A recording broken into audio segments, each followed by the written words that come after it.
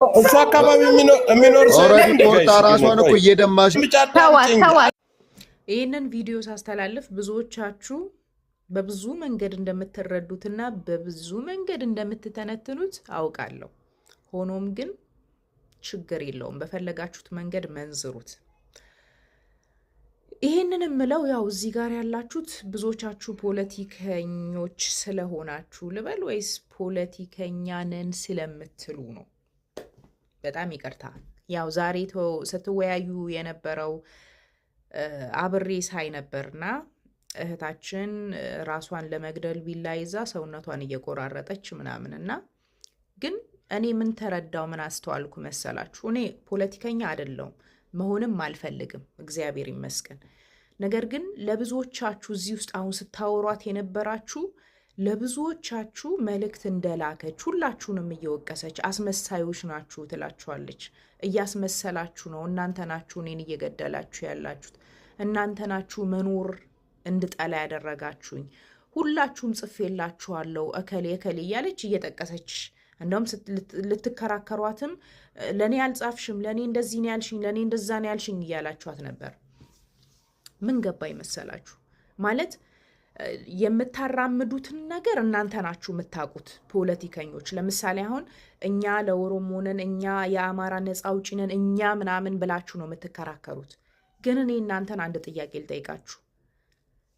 አገር ቤት እናንተ ሁላችሁ ውጭ ላይ ነው ያላችሁ፣ ተሰዳችሁ ነው የምትኖሩት። ነገር ግን ነፃ እናወጣዋለን ብላችሁ የምትሉት ማህበረሰብ አገር ቤት ውስጥ አያውቋችሁም፣ አታውቋቸውም።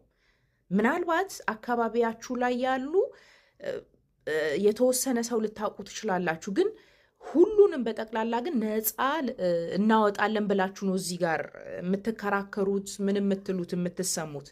ነገር ግን ወገኖች እነዛ ሰዎች ሶሻል ሚዲያ አይጠቀሙም፣ ሶሻል ሚዲያ አያውቁም።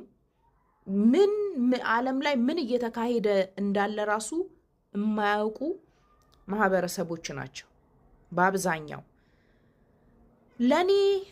ለኔ ጥያቄ የሚፈጥርብኝን ነገር ምን መሰላችሁ? የእውነት እናንተ ለዛ ማህበረሰብ ተቆርቁራችሁ ከሆነ በዚህ ልክ ሚዲያ ላይ ያዙኝ ልቀቁኝ የምትሉት እነሱ ገና አላያችኋቸውም፣ አታውቋቸውም።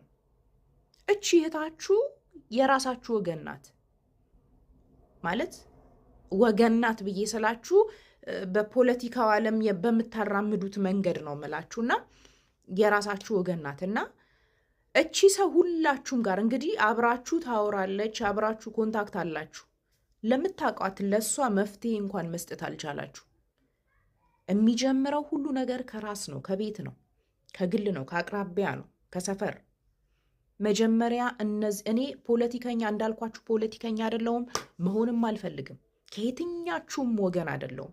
እኔ አንድ ንጹህ ኢትዮጵያዊ ነኝ፣ በዛ እማምን የምኮራም ነኝ እና እቺት ሁላችሁ ጋር ጽፋለች፣ ግን ከሁላችሁ ምላሽ አላገኘችም። ሲብስባት ግን ወጥታ ራሷን በቃ ራሴን አጠፋለሁ ብላ ራሷን እንትን ስትል ግን ካላችሁበት ተጠራራችሁ፣ ተሰባሰባችሁ።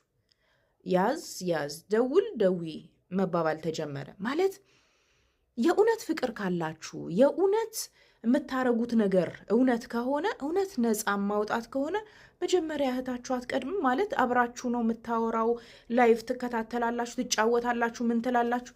መጀመሪያ እንደዚህን አይነቶቹን እህቶች ወንድሞች እየደረሳችሁ ነፃ ብታወጡ አይቀልም? መጀመሪያ በጣም ነው እውነት የምታሳዝኑት። በተለይ ደግሞ ስትወቅሳችሁ እያንዳንዳችሁ ስትወቅሳችሁ ነበር እና መጀመሪያ ከራስ ይጀምራል። ሰውን መውደድ፣ ሰውን ማዳን መጀመሪያ ከቅርብ ከራስ ከግል ይጀምራል።